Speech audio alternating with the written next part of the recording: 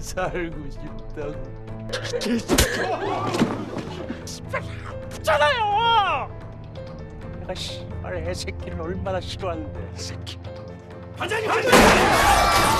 Hai guys, by the way, gimana nih kabar kalian semua? Di video kali ini saya akan kembali menemani waktu luang kalian dengan membahas sebuah film yang diangkat dari kisah nyata, yakni tentang maraknya kasus pembunuhan berantai yang pernah terjadi di Korea Selatan pada rentan tahun 1980 sampai tahun 1990-an. Film ini sendiri berjudul Convention of Murder yang pernah dirilis pada tahun 2012 lalu.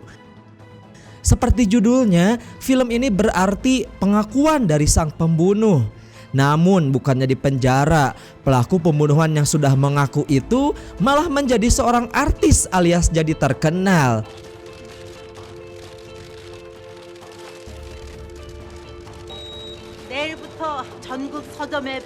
Nah loh, kok bisa?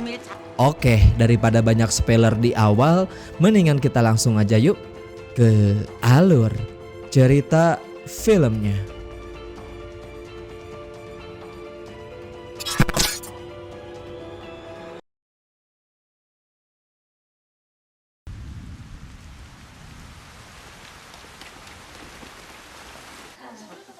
소주 안 줘요? Pada tahun 2005, tepatnya di Korea Selatan, film diawali dengan diperlihatkan kepada perkelahian sengit di antara dua orang pria bernama Letnan Choi Hyung-gyo bersama dengan seorang pria yang sedang memakai masker.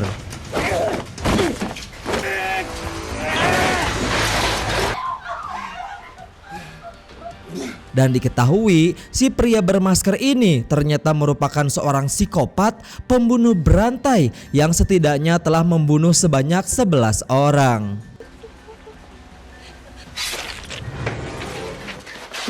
Di dalam aksi perkelahian barusan, Hyung-gyo yang sempat dibuat tidak berdaya, hal ini dimanfaatkan oleh psikopat tersebut untuk melarikan diri.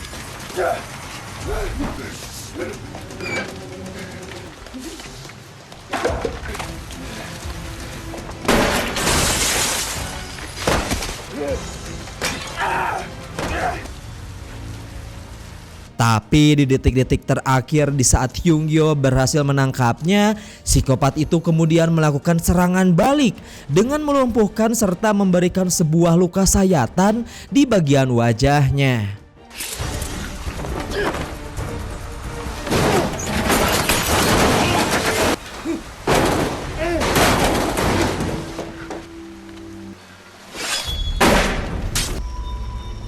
너 겁먹었구나.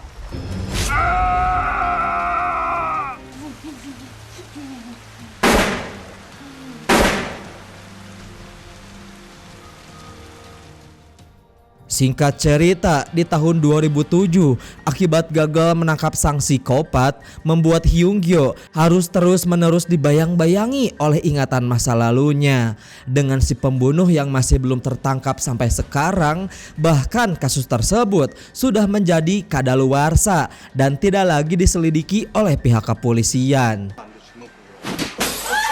너를 왜 돌리냐고? Kenapa?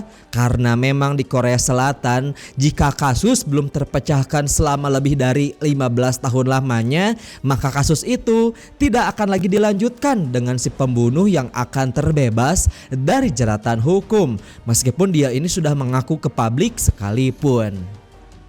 Setelah tidak dilanjutkannya lagi kasus tersebut, ditambah si pembunuh masih belum tertangkap, membuat para keluarga korban pun sampai kecewa berat kepada pihak kepolisian. Termasuk yang dialami oleh seorang pria bernama Hyun-sik yang memilih untuk mengakhiri hidupnya di depan Hyung-gyo akibat ibu kandungnya telah menjadi salah satu korban dari sang psikopat. 참 좋아하겠다 이 새끼야. 네 마음 아니까. 너 이씨가.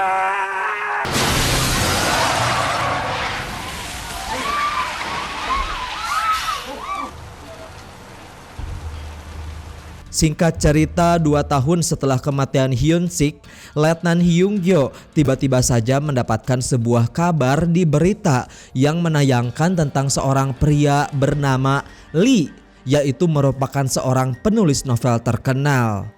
Di dalam siaran itu, Lee mengaku sudah melakukan pembunuhan berantai. Jadi dapat kita simpulkan bahwa si Lee ini adalah dalang di balik kasus pembunuhan berantai pada kejadian 17 tahun yang lalu. 완전 범죄를 스스로 깬다. 누군가도 저처럼 이런 Bahkan agar publik semakin yakin bahwa dialah pembunuhnya, secara detail Lee menjelaskan di dalam novel yang dia tulis tentang lokasi dari tempat si korban terbunuh, termasuk memperlihatkan luka tembak yang dia dapat dari Letnan Hyung Gyo di saat pengajaran di masa lalunya.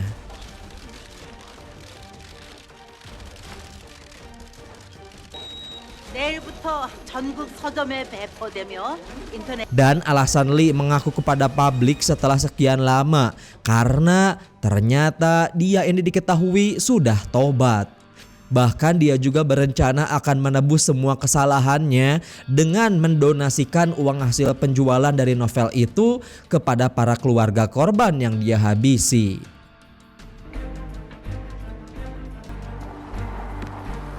Namun, meskipun dia ini sudah minta maaf sekalipun kepada keluarga korban, dikarenakan kesalahan Lee sudah tidak bisa dimaafkan lagi, para keluarga korban banyak yang enggak sudi untuk memaafkan si pembunuh.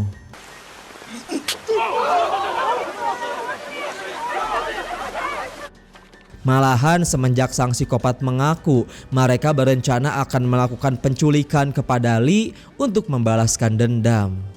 Pada suatu hari, para keluarga korban yang dipimpin oleh seorang wanita bernama Han Ji So mulai melakukan aksi balas dendam dengan cara menyamar sebagai seorang penjaga kolam di apartemen Lee. 굿이나 보고 떡이나 드자, 씨발. 너는 내 손에 죽어. 왜 당신 딸을 위해 그 위험을 무릅쓰야 하는 건데? 그런데 그렇게 쉽게 죽여져. 목숨을 부끄라는 모습 보고 싶어. Kemudian kaki tangan dari si Han Ji So ini langsung memasukkan ular berbisa ke dalam kolam itu di saat Lee sedang berenang. Sampai pada akhirnya setelah Lee digigit oleh ular itu, bodyguardnya langsung membawa Lee untuk segera dilarikan ke rumah sakit.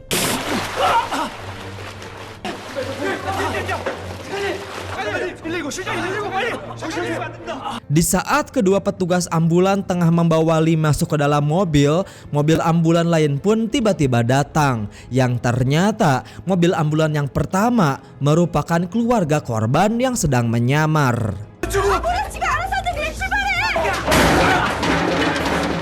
Setelah penyamaran mereka sudah terbongkar oleh para bodyguard, sontak si keluarga korban pun langsung melakukan perlawanan, kemudian membawa Lee kabur dari tempat tersebut.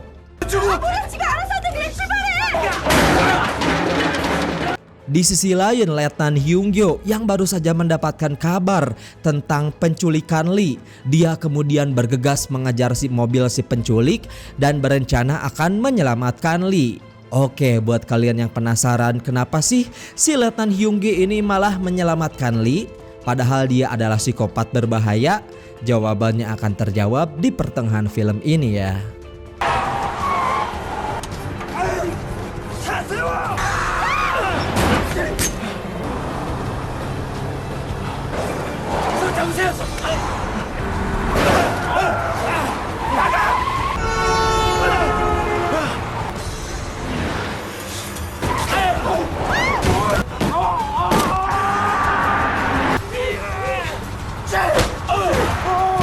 Tapi meskipun begitu, dikarenakan keluarga korban tidak membiarkan kabur, Lee malah harus berakhir kembali disekap.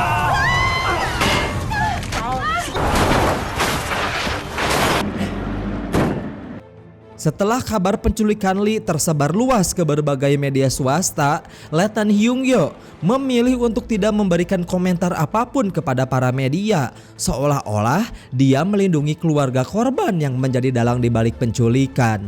Padahal dia ini membantu Lee.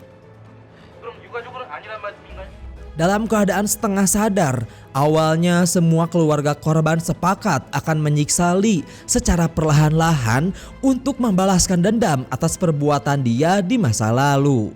Namun di sisi lain, lewat bantuan dari rekan di kepolisiannya, Letnan Hyung-gyo kemudian berhasil melacak keberadaan markas keluarga korban. Mendengar hal tersebut, dia bergegas menuju ke tempat itu untuk menyelamatkan Lee, sang psikopat. Lalu di malam harinya setelah sampai di markas, secara diam-diam Hyung-gyo pun langsung mematikan saklar lampu. Kemudian dengan cepat membawa Lee untuk kabur dari ruangan itu.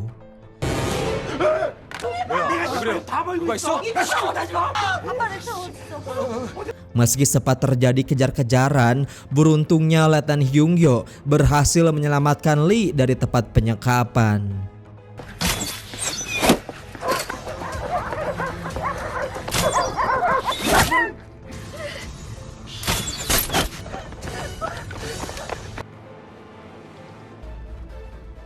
Setelah tersadar kembali, alih-alih berkata jujur, Lee ini memilih untuk tidak melaporkan orang yang telah menculiknya kepada media.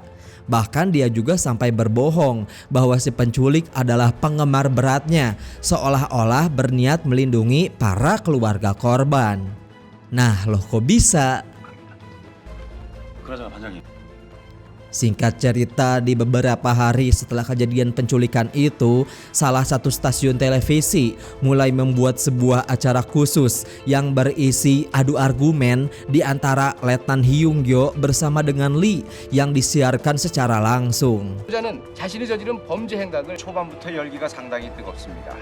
Dengan tujuan untuk membahas secara detail tentang pembunuhan-pembunuhan yang telah dilakukan oleh Lee di masa lalunya. Hal ini mereka lakukan hanya untuk membuktikan apakah si Lee ini adalah si pembunuh asli atau orang biasa yang mengaku-ngaku demi sebuah ketenaran.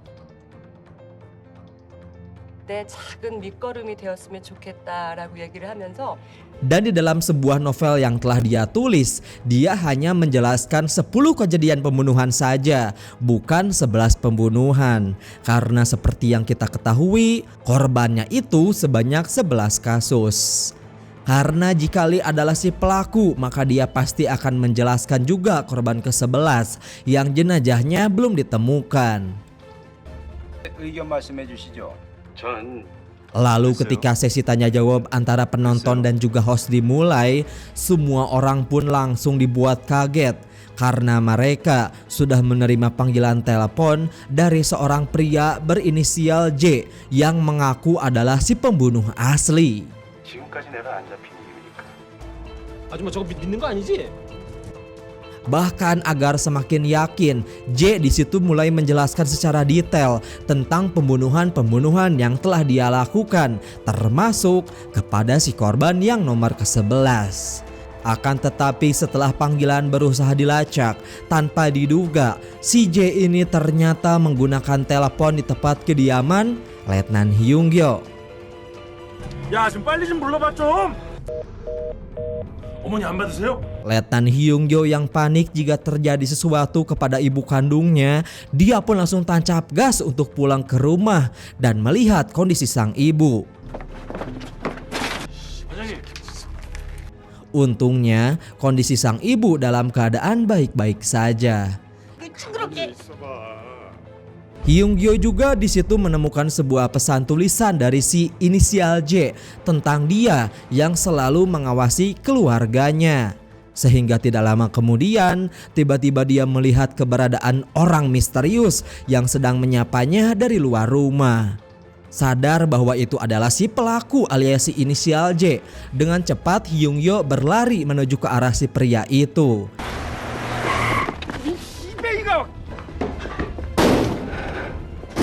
Tapi setelah sampai di tempat si pria, di sana Letnan hanya menemukan sebuah kaset rekaman dan juga sebuah pisau yang digunakan oleh si Mr. J untuk melukai wajahnya dulu. Di saat kaset sudah diputar, ternyata isi dari rekaman tersebut adalah sebuah rekaman video dari si korban ke-11 bernama asli So-yeon yang jenazahnya belum ditemukan sampai sekarang. Dan sedikit informasi, ternyata si So-yeon ini merupakan mantan kekasih dari Letnan Hyung-gyo sekaligus anak kandung dari Jisoo.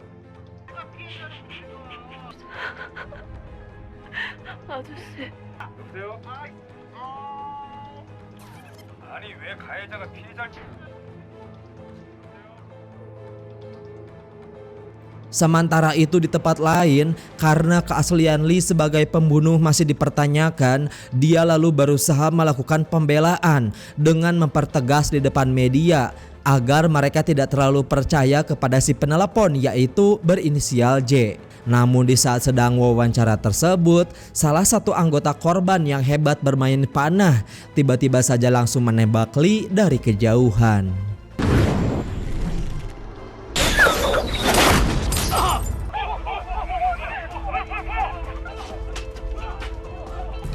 자신이 진범이라고 주장한 그럼 전화를 건 사람이 영국 영세 살인 사건에 Keesokan paginya setelah Hyung-gyo mendapatkan kiriman kaset rekaman dan juga pisau milik si J, dia lalu mulai melakukan konferensi pers di depan media tentang penemuan barang bukti tersebut. Maka dari itu, para media harus dibuat bingung tentang sosok asli dari sang psikopat antara Lee atau si inisial J. 미심쩍은 부분이 없진 않지만 그럼 전화를 건 사람이 영국 영세 살인 사건의 Di rumah sakit, Lee yang sudah kembali pulih setelah menerima tembakan panah, di situ dia berusaha kembali melakukan pembelaan dan juga bersikukuh bahwa dialah orang di balik pembunuhan ini sambil menunjukkan foto barang-barang pribadi yaitu kaset rekaman dan juga pisau miliknya yang telah dicuri oleh si Mr. J. 이두석이 언제까지 저렇게 날뛰게 놔둘 건데 그러니까 네가 진범이다. 그걸 좀 믿어달라. Akan tetapi tidak lama setelah Lee melakukan pembelaan, J yang tidak mau kalah, di sana kemudian dia melakukan live siaran langsung sambil memberikan sebuah kaset berupa video rekaman tentang lokasi dari tempat So-yeon dikubur. 연락처는 주고 가셔야죠. 예?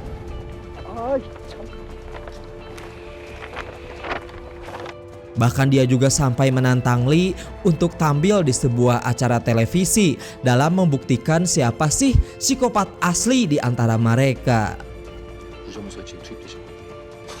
제 손으로 죽이고 싶습니다.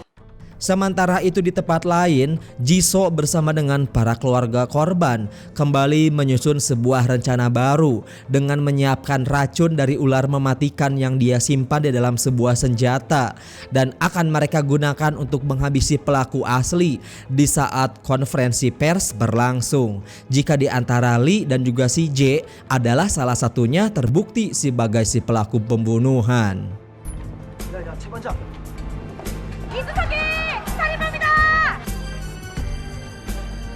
Singkat cerita, Letnan Hyung-gyo, Lee dan juga J kemudian mulai tampil di stasiun televisi. 제이 씨가 스튜디오 쪽으로 다가오고 있습니다. Di sana J menyuruh pihak stasiun televisi untuk melakukan live siaran langsung sambil melakukan penggalian di daerah pegunungan Ansan tempat Se-yeon dikubur. 경기도 안산 부근의 야산에 나와 있는데요. 네, 말씀드리는 순간 무언가 발견된 것 같습니다. Akhirnya setelah melakukan penggalian cukup lama, benar saja tim penggalian akhirnya menemukan mayat dari So-yeon dan membuktikan bahwa sang psikopat asli tidak lain adalah si J. Nah, terus untuk si Lee sendiri, kenapa sih dia ini malah ngaku ke publik sebagai seorang psikopat? Ditambah dia juga bisa tahu secara detail tentang 10 kejadian pembunuhan yang hanya diketahui oleh J dan juga pihak kepolisian saja. Karena selama ini orang yang telah menulis buku novel tersebut ternyata bukanlah Lee, melainkan ditulis langsung oleh Letnan Hyung-gyo. Nah guys, kalau misalkan kalian masih ingat Hyung Sik, orang yang telah mengakhiri hidupnya di awal film tadi akibat keluarganya dia dibunuh oleh si pelaku, ternyata tidak lain adalah Lee yang telah mengganti identitas dan juga operasi plastik. Karena memang ternyata dia ini tidak benar-benar tewas, melainkan berhasil selamat. Lalu setelah itu dia kemudian mengganti identitas dan juga penampilannya. Letnan Hyung-gyo dan juga Lee ternyata sudah mulai menyusun sebuah rencana, yaitu dengan sengaja mengaku ke publik sebagai sang psikopat. Hal ini bertujuan untuk memancing si J, pembunuh yang asli, untuk keluar. Karena seperti yang kita tahu, setiap pembunuh mempunyai sifat narsistik yang luar biasa. Sampai pada akhirnya, cara yang mereka lakukan pun berhasil. Nah kalau misalkan kalian nggak ngerti, jadi gini nih, si J ini udah capek-capek jadi psikopat. Ternyata si Lee malah ngaku-ngaku menjadi seorang psikopat juga untuk menjadi terkenal. Si J yang nggak mau kalah saing pun, dia langsung mengaku juga kepada publik. Sampai sini kalian pasti ngerti lah ya. 이건 다 차려놓은 밥상. 여전히 자신의 범행임을 주장하시나요? J awalnya bahagia telah diakui sebagai seorang pembunuh berantai. Namun kemudian raut wajahnya pun sontak berubah drastis menjadi cemas. Di situ dia baru menyadari sebuah fakta tentang korban ke-11, yakni So Yeon, yang ternyata tidak dia bunuh secara langsung pada tahun 1990, melainkan dia ini sempat menyekapnya dulu selama 2 tahun lalu dibunuh pada tahun 1992. Maka otomatis masih ada waktu 14 menit sebelum kasus So Yeon benar-benar dianggap kadaluarsa. 내가 1992년 12월 10일 Di sisi lain, di saat Hyung-gyo yang marah, dia kemudian mendonongkan sebuah senjata ke arah J. Namun para polisi lain tiba-tiba malah menghadang, yang menyebabkan suasana seketika menjadi kacau. 정도 많이 들었는데 살고 싶다고.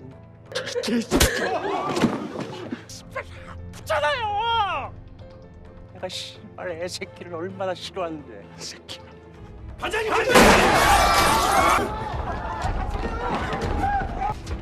J kemudian memanfaatkan kekacauan itu dengan kabur dari tempat tersebut sambil menyandera Ji So.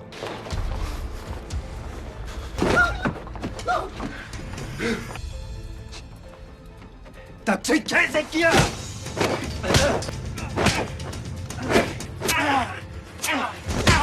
Namun meskipun begitu, Hyung-gyo yang tidak mau lagi gagal seperti kejadian di masa lalu, dia kemudian bergegas melakukan pengejaran. Sampai pada akhirnya dia dan juga si J mulai kembali saling berhadapan satu sama lain.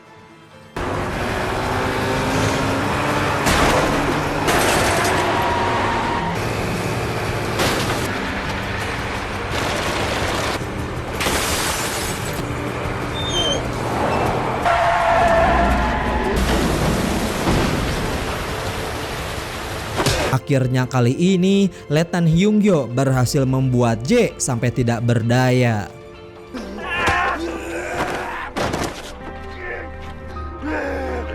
Ketika hendak menghabisi sang psikopat, lagi-lagi para polisi lain pun datang menghentikan Letnan Hyung-gyo, termasuk menghentikan Lee, Ji So dan juga para keluarga korban yang lain yang juga ingin menghabisi J untuk membalaskan dendam. Akan tetapi sang letnan yang sudah menyimpan dendam sedari awal, dia kemudian mengambil racun ular dari si Ji So dan langsung menusuk sang psikopat tersebut sampai dia tewas.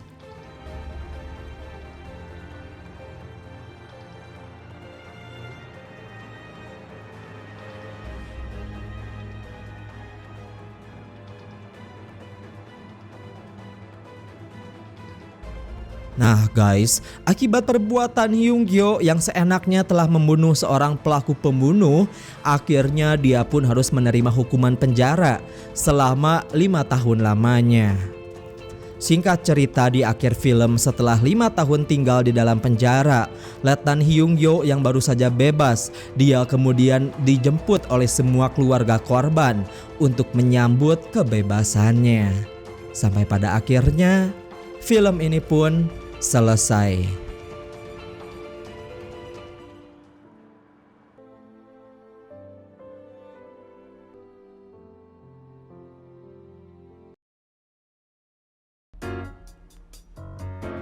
So itu guys, sebuah alur cerita film yang saya ceritakan hari ini.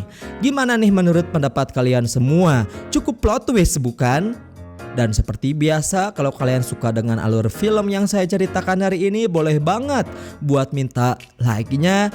Dan jangan lupa juga nyalain notifikasinya, karena kedepannya bakalan banyak banget cerita atau alur-alur menarik buat dibahas.